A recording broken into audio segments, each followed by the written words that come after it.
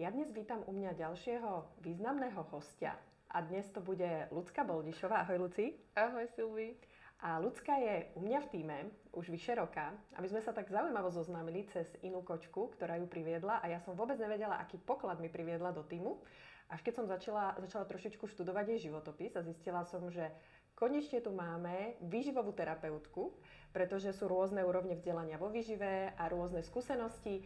A práve Ľudská sa venuje tomuto poradenstvu už nejaký dlhší čas a ja ju dnes vyspovedám. Ale my sa nebudeme baviť len o takej bežnej výžive. Určite si počkajte aj na záver nášho rozhovoru, pretože sa dozviete niečo, čo ste možno ešte nepočuli, aké novodobé techniky v oblasti riešenia zdravotných ťažkostí máme, ako sa dá pracovať komplexne a pozrieme sa okrem tej bežnej témy výživy aj na tému napríklad homeopatie, ktorá je pre mnohých trošku kontroverzná. Takže možno na úvod, Luci, tak to naše stretnutie, to bolo také celkom pekné, že? Ďakujem za krásne privítanie hlavne. A naše stretnutie, áno, bolo pekné. No povedz ty o ňom viac, keď chceš, že ako sme sa zoznámili. No my sme sa vlastne prvýkrát naživo stretli na jednej akcii a ja som potom začala sa tak s tebou rozprávať, že som zisťovala, že čo všetko ty vlastne robíš. A bolo to pre mňa také ako veľké prekvapenie, že máš toľko špecializácií, toľko skúseností a že sa venuješ napríklad aj tej čínskej dietetike, čo je pomerne známa vec v dnešnej dobe. Takže ma to veľmi milo prekvapilo, že takýto človek je u mňa v tíme a že budeme môcť zase pomôcť viacerým ľuďom s tým zdravím. Áno, ja som pôvodne vyštudovala ako výživu ľudí. To je ten klasický západný výživový smer, kde sú proste nejaké tabuľky, šablóny, zameriavame sa na kalórie a proste príde k nám klient, ku mne teda príde klient a ja už idem napríklad chce schudnúť, tak mu urobím redukčný jedálniček a bežne postupujem podľa tých našich štandardných postupov. Lenže mne sa to nikdy nejak, nebola to taká moja srdcovka, nikdy sa mi to nejak nepáčilo. A vždy som tak cítila, že proste ten človek, ten jedinec je veľmi individuálny a jemu ako keby, že nepomôžu tam tie šablóny určité, napríklad pri tom chudnutí. Že väčšinou proste ten problém tej nadvahy je spojený s nejakým emočným problémom. Tak som teda tak pátrala a študovala a hľadala som rôzne iné cesty. Najprv som vlastne natrafila na dietetiku podľa klasickej čínskej medicíny. Tá ma veľmi, veľmi zaujala, pretože my v tejto dietetike riešime človeka ako proste jeden veľký komplex. Zameriavame sa na tú energetiku u človeka, ale aj na energetiku potravín. My vlastne nastavujeme presne, alebo teda ja nastavujem presne jedálniček, ak idem podľa tejto čínskej medicíny, podľa konštitúcie človeka, čo naozaj je u mňa smerodajné, aby som vedela konkrétne symptómy a syndrómy úplne odstrániť tou stravou. Kdežto, ak použijem iba našu západnú dietetiku, my to nevieme takto celkovo zacieliť a pomôcť 100% človeku sa vyliečiť. Takže preto ja to vlastne spájam v tej mojej praxi. Je to veľký nástroj, naša západná dietetika, ale ešte väčší nástroj tá východná dietetika. Proste ono, keď sa to spojí, tak je to úplne krásne, komplexné. Naozaj na tej energetickej úrovni sa dokážeme pohybovať. A potom ešte, keď idem naozaj do nejakých tých emočných stavov, že emočných problémov u klienta, tak tam používam ešte iné teda metódy a techniky. Ale tie vám povieme nakoniec, pretože to sa ja chystám absolvovať, ešte som nestihla. No a ty si už vlastne načrtla, že chodia napríklad za tebou klienti, že chcú schudnúť. A s čím sa ešte tak teraz často stretávaš, lebo vieme, že narastajú ľudia s rôznymi zdravotnými ťažkosťami, aj deti, viem, že aj deti k tebe chodia, tak povedz nám, že čo tak najčastejšie ty pozoruješ, čo sa zmenilo, aké sú najčastejšie problémy ľudí. Áno, chodia ku mne aj deti napríklad, hlavne s poruchou imunity. Že sú často choré, naozaj tá chorobnosť, ja sa s tým stretávam, že je vysoká. A aj stravou proste krásne dokážeme podporiť tú imunitu. pretože ako vieme, tak naša strava, ak je cieľene upravená, tak dokáže zlepšiť zdravie až o 80%. Je to naozaj veľký nástroj, ktorý máme v rukách a hlavne u detí, kde sa formuje tá imunita, musíme proste cieľene dávať potraviny a stravu, ktorá pomáha. A hlavne netreba zabúdať na rôzne esenciálne mikroživiny, ktoré máme v jedálničku. Máme ich málo, bohužiaľ. A ľudia to nevedia. A preto aj nastávajú tieto poruchy imunít u detí. Takže keď sa to všetko pekne nastaví tak, ako má, tak tá imunita sa dostane do rovnováhy a dieťa proste, nehovorím, že už neochorie vôbec, ale aj keď ochorie, tak už proste ten priebeh tej choroby je ľahší a rýchlejší. Ono je to veľa o tom, ja ako pracujem s tými deťmi, že ľudia sa čudujú, že prečo dnešné deti sú chorlavejšie, ako to bolo v minulosti, prečo pribúda diagnóz. A je dôležité si uvedomiť, že zmenila sa strava. Áno, bežne vlastne potraviny v dnešnej dobe sú ďaleko nutrične chudobnejšie, ako to bolo voľakedy. A bohužiaľ žijeme v dobe toxickej. No a ako môžeme tomuto teda pomôcť, aby sme tomu telu doplnili mikroživiny okrem úpravy tej stravy, lebo vieme, ako to je u niektorých detí, že prídu deti, ktoré napríklad vôbec nemali ten dobrý vzor, nie sú naučené jesť zeleninu a trvá trošku dlhšie, kým ich kvázi preprogramujeme, nazvime to tak, respektíve potrebujeme celú tú rodinu naviesť na ten zdravý životný štýl, pretože ono to nefunguje, takže bude jesť dieťa zdravo a rodičia nie. Tak máme my nejaké také ako pomôcky a skratky, ako doplniť tieto mikroživiny do jedálnička? Áno, sú aj skratky, aj pomôcky, ako zlepšiť jedálniček. A hlavne prvý taký základný krok, ktorý v našom jedálničku musí byť, je vláknina. Proste vláknina je naozaj taký stavebný kameň a v našom jedálničku chýba. Vlákninu doplňame, ja osobne pracujem s obilninami. Proste zaradím celé komplexné obilniny bezpodmienečne do jedálnička. Sú lepkové aj bezlepkové, samozrejme, kto ktoré znáša. Ale potom je tam zelenina, ovocie, orechy, semená. A taká skrátka, ako si ty hovorila, sú funkčné zelené potraviny. Jednoznačne tie by mali byť v každom jedálničku u každého človeka, nielen u detí, pretože majú svoje veľké funkcie. Nenadarmo sa volajú funkčné potraviny. A čo ty myslíš tými funkčnými zelenými? Možno niekto netuší. Tak funkčné zelené potraviny sem patrí hlavne zelený jačmeň a chlorela. Oni obsahujú veľký komplex minerálov a vitamínov, ktorý máme rýchlo a ľahko dostupný. Ďalej obsahujú aj vlákninu a dokážu naše telo detoxikovať. To znamená, že z nášho tela dávajú preč toxické látky, rôzne chemikálie, ktoré sa nachádzajú v potravinách v dnešnej dobe, pesticídy, ale aj ťažké kovy. To je vlastne chlorela ako jediná potravina na našej planete, ktorá dokáže na seba naviazať ťažké kovy a vylúči ich z nášho tela. Tak toto je asi tá skratka, ako do nášho jedálnička zaradiť viacej možno tej zeleniny, čiže keďže sú zelené. Ale oni majú naozaj funkcie, aj regenerujú proste rýchlejšie naše bunky, naše telo, tkaniva. Ono je možno dobré vedieť, že taká tá funkčná zelená potravina je silne nakoncentrovaná. No, že keď si dáme lyžičku zeleného jačmeňa, tak to máme ako niekoľko kilogramov tej čerstvej zeleniny. A práve u tých detí, ktoré nám nepapajú dobre, majú ekzémy, majú rôzne intolerancie, imunitné problémy, tak potrebujeme tam tie živiny dosytiť čím rýchlejšie, tým lepšie. No a my tu tak hovoríme, ja často hovorím o zelených potravinách, pretože sú 9 rokov súčasťou môjho jedálnička a jedálnička niekoľko stoviek rodín, o ktoré sa starám. A mňa veľmi mrzí, že je teraz taká doba, že veľa ľudí hejtuje zelené potraviny. Neviem, či si to aj ty všimla na sociálnych sieťach. Tak častokrát poukazujú na to, že daj si brokolicu miesto jačmeňa a tak ďalej. A ja si myslím, že je to nedostatočná vzdelanosť a informovanosť o komplexnosti týchto zelených potravín.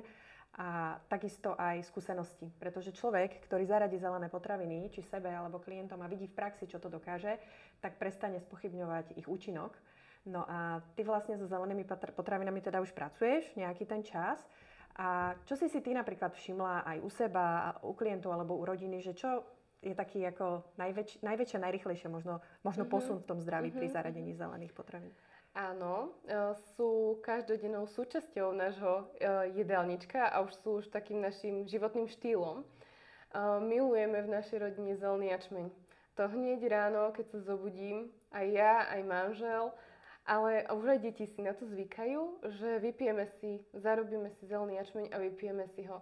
To je úplne, že aj na miesto kávy. Toľko energie to dokáže dodať telu, rýchlej energie a kvalitnej energie, pretože cieľne chlorofil pôsobí, vyživuje mitochondrie. Mitochondrie tvoria ATP, čiže energiu. Takže je to náš taký budič ranný, bez toho si nevieme predstaviť deň. A chlorela je taktiež úžasná. Keď sme ju začali používať, tak napríklad ono niekedy sa stane, že človek prechádza tými rôznymi detoxikačnými mechanizmami alebo procesmi. A čo sa aj u nás stalo? Ja som to vydržala, musím povedať, ale u detí som musela tie dávky dať znova nižšie. Môže tam nastať rôzna aj únava alebo ja neviem, s kožou ekzémy, že sa vyhadžu. Ale keď sme v tom zotrvali a používali sme ich naďalej, tak upravilo sa zdravie. Napríklad syn mal taktiež ekzémy. A jak som mu nasadila chlorelu, tak pekne mu ustupujú. A ja dokonca chlorelu používam aj zvonka, lokálne. Proste natíram nielen vnútorne, ale aj vonkajšie. A v podstate, ako sa aj hovorila o tej vláknine, ako je dôležitá pre výživu črevného mikrobiomu, tak sú rôzne druhy tej vlákniny, ktoré máme v rôznych potravinách v rámci nášho jedálnička. A veľa ľudí napríklad netuší, že práve tie probiotické baktérie, tie živé v tom našom trávení, na rôznych miestach potrebujú rôznu stravu, rôznu výživu v podobe prebiotickej vlákniny, takže preto je dobrá tá pestrosť a práve chlorela má špeciálnu vlastne vlákninu, ktorá niekoľkonásobne namnožuje práve tú prospešnú mikroflóru. No, takže som rada, že sme sa dostali aj k týmto zeleným potravinám, pretože veľa ľudí, keď počuje zelené potraviny, tak automaticky ich zatvorí ako negatívne. A ja si myslím, že je dôležité, aby sa o nich vedelo, pretože ľuďom to veľmi môže pomôcť. Ale samozrejme nič to nemení na tom, že potrebujeme sa vždy pozrieť na to, čo máme na tanieri, z akých surovín varíme, čo si pripravujeme. A v podstate, keď aj ty pracuješ, tak častokrát tým ľuďom aj ich učíš, na čo sa zamerať. Že? Áno, Je to tak? Áno. Určite ku mne prídu ľudia, ktorí ani... môžem povedať, že ľudia sa nevedia stravovať. Je to bohužiaľ fakt. Kvôli tomu, keď prídeme aj do supermarketov, máme tam všade vysoko priemyselne spracované potraviny, tie polotovary. A proste, dobre, je tam aj tá zelenina, ovocie, alebo je toho menej. Je toho proste naozaj málo a my v obchode nenájdeme, v bežnom obchode, tie klasické celé obilninové zrná. Je to ťažko, je to už ako keby taký sortiment, ktorý je nejaký špeciálny, alebo proste, že naozaj musíme potom patrať. A pritom je to ten základ našej výživy. Naozaj, že je to základ a preto aj tí ľudia o tom nevedia, lebo to v tých obchodoch nie je.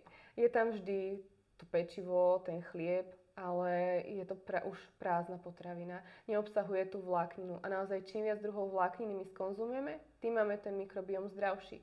A tým sme celkovo zdravší. No a teraz si zober, že tu máme trend nízkosacharidového stravovania, karnivor. Ja už teraz, ako sledujem tie rôzne poznatky, ktoré prichádzajú, tak už sa ukazuje, že z dlhodobého hľadiska pre to telo to nie je úplne ideálny spôsob stravovania, ale napriek tomu tu určite vždy budú ľudia, ktorí budú teda jesť len to mäso, len tú slaninu.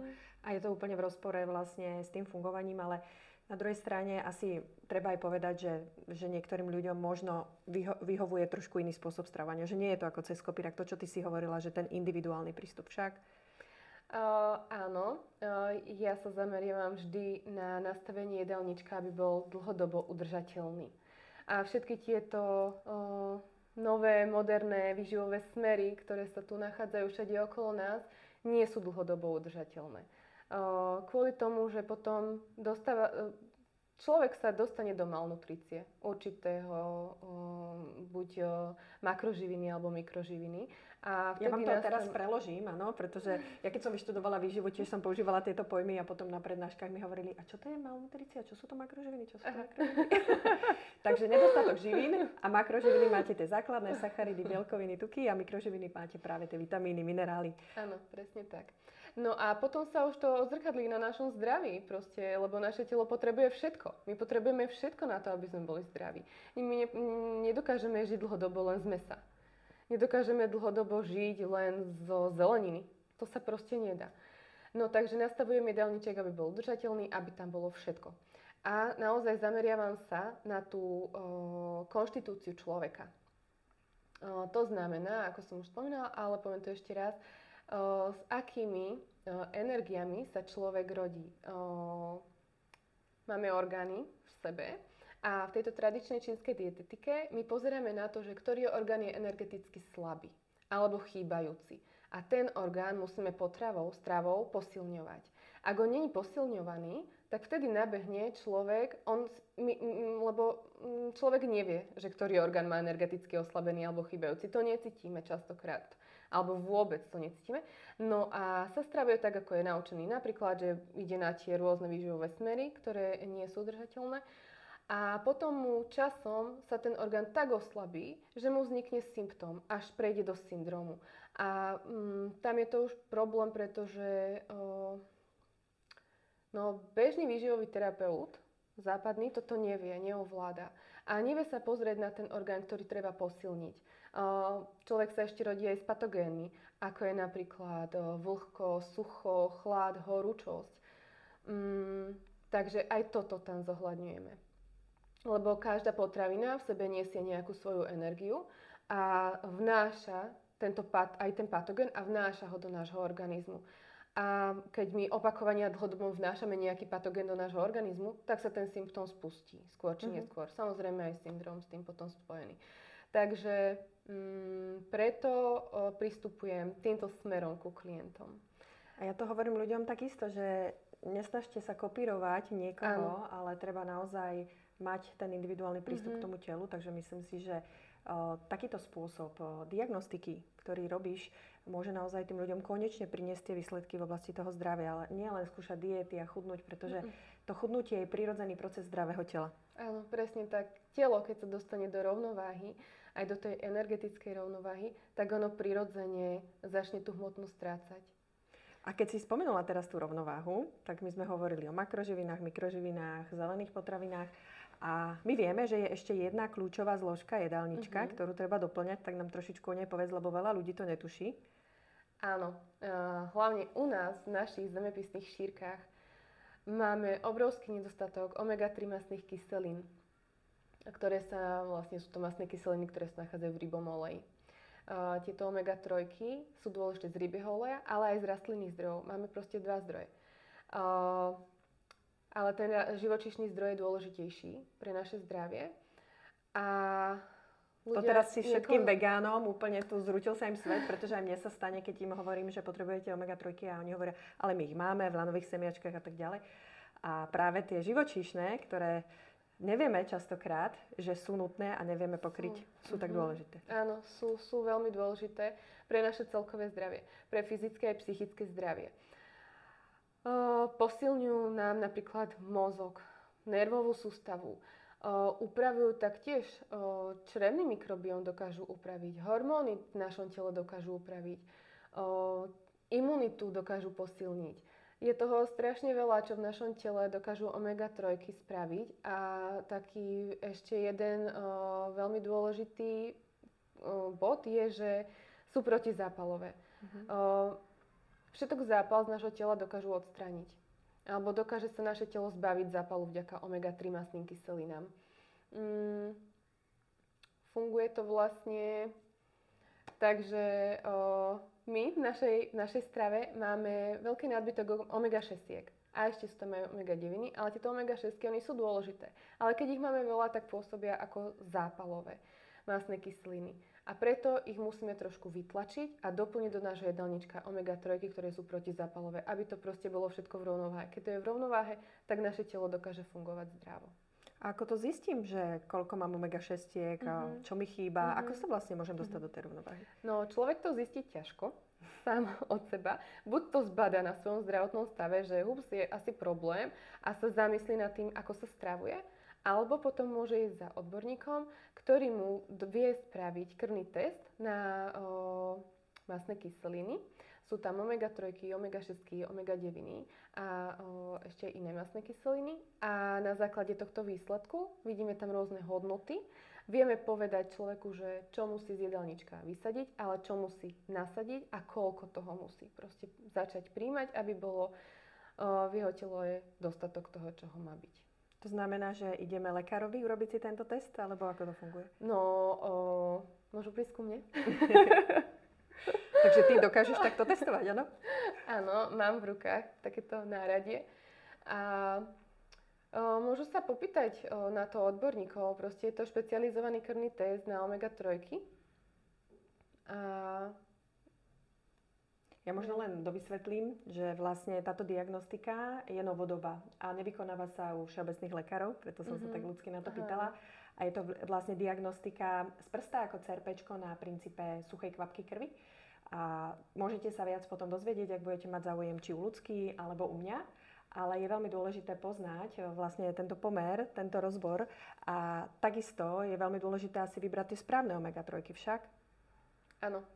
A ako sa má človek zorientovať? Lebo my sme tu teraz povedali túto dôležitú informáciu, takže veľa ľudí si možno povie, aha, morské ryby nejem, aj keby som ich jedol, mám tam riziko ťažkých kovov, tak OK, chlorela mi pomôže vyťahnuť ich, ale aj tak nejem toľko tých morských rýb, tak idem do lekárne a kúpim si omega-3, alebo idem na internet, kúpim si omega-3, tak možno ešte ľuďom povedzme, že ako sa zorientovať pri výbere tých. Áno, no ľudia sa taktiež sami ťažko zorientujú, ale viem, ja vždy proste, keď pracujem s klientom, tak mu odporúčam, ktorá značka je najlepšia. Pretože s touto jedinou značkou ja viem pracovať tak, že viem tam presne nastaviť tie dávky. Je to vďaka zloženiu tých omega-3.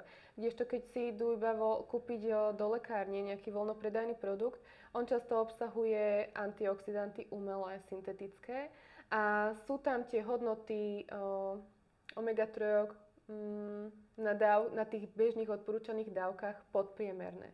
Čiže človek sa sám nevie dostať do rovnováhy s omega-3 a ja s produktom, ktorým pracujem, to krásne viem proste to telo vybalansovať. Trvá to nejakú dobu, trvá to tých väčšinou 4-5 mesiacov, ale ak dáme naozaj presné dávky a klient naozaj poctivo dodržiava príjmanie, konzumuje tieto dávky, tak urobíme opakovaný test kontrolný, krvný a krásne to vidíme na krvných výsledkoch, že sa dostáva telo do rovnováhy, ale už aj na zdravotnom stave to človek vie. Čiže v podstate toto, čo ty opisuješ, je personalizovaná výživa založená na testovaní. Že v podstate aj tie zelené potraviny vieme, že potrebujeme nastaviť na mieru každému človeku. Takže ďakujem, že sme toto takto vysvetlili a verím, že tieto informácie vám pomôžu aj pri tom vyľaďovaní toho tela, pretože aj ja hovorím, základ je mať telo v rovnováhe a potom môžeme naštartovať tie samoliečebné, samoregeneračné procesy a keď ešte máte vyriešené naozaj to jedlo, čo snažím sa ja ukazovať u mňa na profile, alebo aj ľudská u seba na svojom profile, kde vám dáme potom kontakty, aby ste si ju našli, tak aspoň tie základné princípy, aby ste pochopili, pretože naozaj v dnešnej dobe je o mnoho dôležitejšie to, čo jeme, ako to bolo v minulosti. No a mňa napadla ešte jedna veľmi zaujímavá otázka. Ty si spomínala teda tú tradičnú čínsku dietetiku a hovorili sme o zelených potravinách. A ja v praxi veľmi často mi prídu klienti s tým, že teda majú terapeuta čínskej medicíny, čo úplne v poriadku, je to super ďalšia podporná metóda pre zdravie a ten im povie vysadiť zelenáče. Prečo sa to deje, prečo teda ty s nimi pracuješ? Skúš možno trošičku k tomu tam povedať.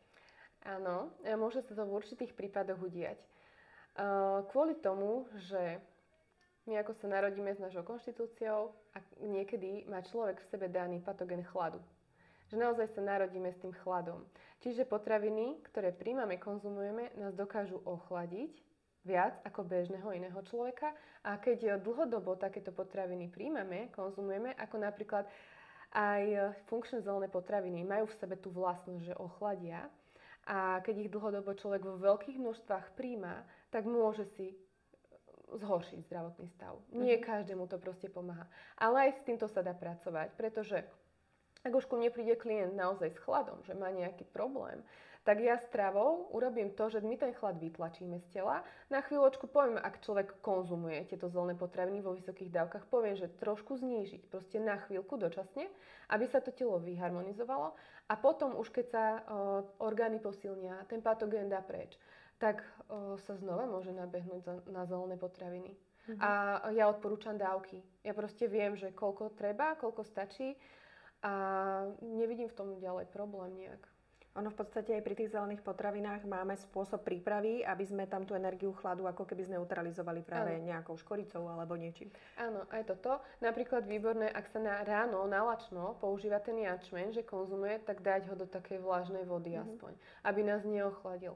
Aby sme si neochladili ten stred trávenie, aby sme to podporili tou teplotou vody. No a tu by som možno tiež ešte dodala pre ľudí, ktorí prvýkrát počujú o zelených potravinách, že tiež nie je to o tom, že si kúpite zelený jačmeň a chlorelu hoci kde, pretože líši sa to v spôsobe pestovania, spracovania, forme, častokrát to môže ublížiť, nemáte dávkovanie, nemáte tú istotu, takže zase je tu možnosť obrátiť sa na Ľudsku a ona vám veľmi rada poradí. Dobre, ja som slúbila, aby sme neboli príliš dlhé dnes, že sa pristavíme aj pri takých iných témach, ako je bežný jedálniček. A ty sa venuješ vo svojej praxi aj homeopatii. No a teraz ja som v minulosti tak ako vnímala, že výživa, teraz tu študujeme, všetko je nastavené na vede, áno. A homeopatia je veľa ľuďmi vnímaná ako niečo ezoterické, neuchopiteľné, placebo.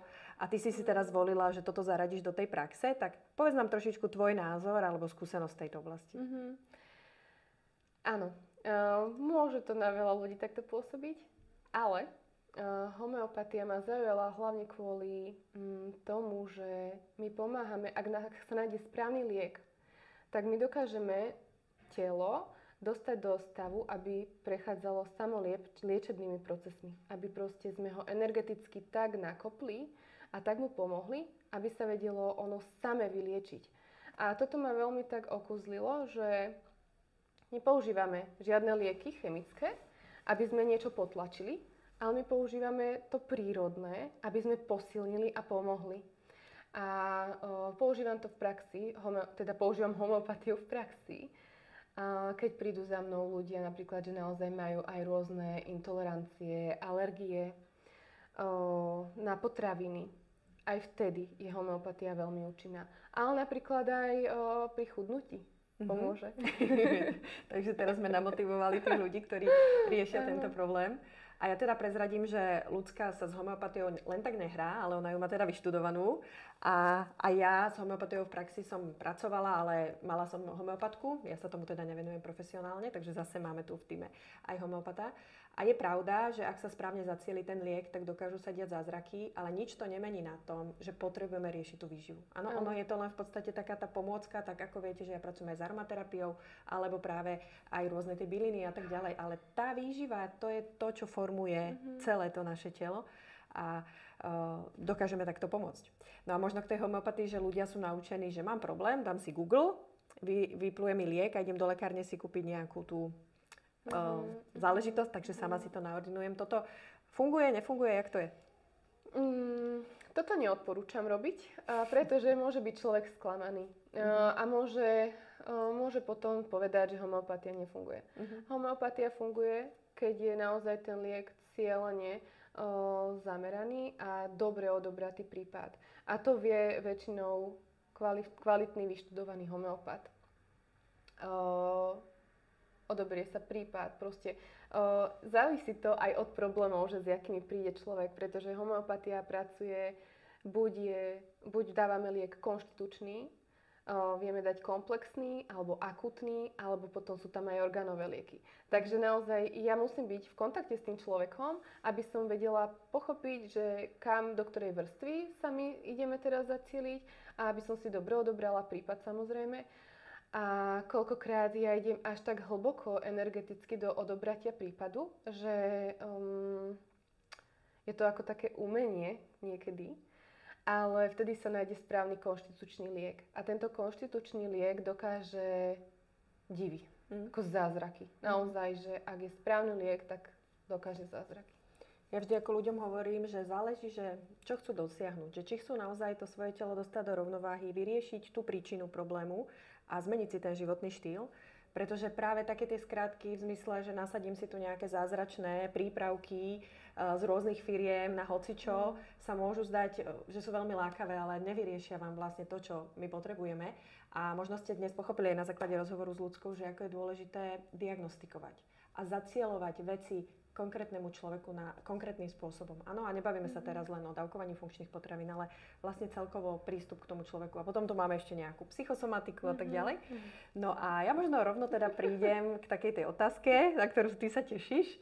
A verím, že aj vy sa tešíte, lebo som to na začiatku povedala. Tak ja som zistila, že Ľudská robí takú ešte zaujímavú jednu techniku v rámci svojej praxe, čo je úplne za mňa fascinujúce. A je to energetická medicína. A ja keď som to ako prvýkrát počula, tak hovorím si, čo to asi je? a možno vy veľa z vás to teraz počujete prvýkrát, tak povedz nám, Luci, čo to je aspoň v skratke, pretože ja viem, že to nie je také jednoduché, ale tak povedz nám, čo je to tá energetická medicína. Áno, energetická medicína. Vlastne ja s čím pracujem, je konkrétne šamanská energetická medicína a tá vychádza z liečebných postupov šamanov, z And a z Amazónie, z oblasti Amazónie. Sú to techniky, ktoré hlboko dokážu uzdraviť. Sú to techniky, ktoré sú používané veľmi veľa rokov a dokážu naozaj odstrániť z ľudí hlboké traumy, problémy, dokážu to celé prerobiť. Proste máme veľa metód, s ktorými ja viem pracovať, ale ja vždy, keď príde ku mne klient, ja to vycítim, že čo potrebuje, nacítim sa podľa toho, s akým problémom príde. A ja vždy, už aj keď je tam napríklad nejaká tá potravinová intolerancia, alebo alergia nejaká, alebo tie imunitné deficity, alebo tá nadváha proste, vždy sa ja osobne pozerám, že čo je za tým. A skúšam sa aj klienta spýtať, že čo je za tým, lebo často človek vie, že kde to začalo a prečo to začalo a čo tam mohlo byť. A potom ja ho už tak nasmerujem na také rôzne cesty uzdravujúce a navrhnem aj túto cestu. Mm-hmm. A aj táto cesta je proste, je to veľká moja srdcovka, pretože ja som zistila, že ja naozaj veľmi rada pracujem s tými energiami. Veľmi rada pomáham energeticky ľuďom. My máme taký systém čakrový. Ja vyľaďujem proste tie energie čakry v tele. Ak tam je nejaká stagnácia alebo nejaká prázdnota alebo proste nejaký blok, vytiahneme to, prerobím to. Človek veľmi veľa sám so sebou pracuje a dokáže sa dostať do takých hlbok, ktoré si on v bežnom živote vôbec neuvedomí, že toto mohol byť napríklad ten problém. A máme tam napríklad návrat stratenej časti duše. Mm-hmm. A to je úžasná metóda, úžasný proces, kedy človek naozaj nadobudne znova tú svoju životnú energiu, tú svoju životnú silu a vďaka tomu sa začne uzdravovať. No pre mňa toto je fascinujúce. No, je to krásne. Ja si myslím, že úplne stačí, aspoň takto na úvod a myslím si, že treba to len zažiť, že? Mm-hmm. No a povedz nám, že teda kde ty pôsobíš, kde ťa ľudia môžu nájsť, ako ťa môžu nakontaktovať? Áno, ja pôsobím vo Vrábloch, je to v podstate kúsok od Nitry, mám svoju ambulanciu, kľudne vedia si ma nájsť na internete cez moju doménu www.nutriciao.sk. Dáme aj do popisu videa. Áno, a objednáva sa o mňa telefonicky alebo cez stránku, cez doménu. Mám tam aj telefónne číslo na mňa. No, takže je to už len na vás a ja vám ešte prezradím, čo som sa ja dnes od Ľudsky dozvedela, pretože sme sa tu bavili, že jak sme sa my vlastne spoznali a ona mi prezradila takú zaujímavú vec, no povedz. Áno, v mojom živote sa mne dejú také krásne veci. Ešte keď som mala malého syna, teda staršieho, ešte keď bol malý, to bolo pred 10 rokmi, mal rok a sledovala som Silvikin projekt krásny, a kde sa venuje výžive detí, podporovala všetky mamičky, ako zdravo variť a čo všetko, vlastne tie prvé príkrmy. A ja som tak pozerala vždy na Silviku, hovorím si, že s tou ženou by som chcela niekedy spolupracovať v budúcnosti, že proste mňa to tak láka, že tá výživa, to všetko a ten jej smer výživový naozaj mi je veľmi srdcu blízky, tvoj smer. Takže, no a mne sa to splnilo. Ja mám úplne zimomriavky, pretože je to krásne spolupracovať s ľuďmi, ktorí majú podobné naladenie a snažia sa ľuďom ukazovať tú cestu, ktorá nemusí vždy viesť cez tie lieky, pretože či u nás alebo u detí, keď sa liečíme prírodou, tak nezaťažujeme naše telo, ale pomáhame mu, aby začalo pracovať správne. Takže ja ti ďakujem krásne, Luci, že si prišla z Vrábli dnes za nami, že sme urobili tento rozhovor a verím, že vy ste ho dosledovali do konca a že možno sa vám otvorili nejaké nové obzory, začnete premýšľať a urobíte niečo preto, aby ste sa mali v živote lepšie. Ďakujem ti, Ľudská. Ahoj. Ja ďakujem veľmi pekne. Ahoj.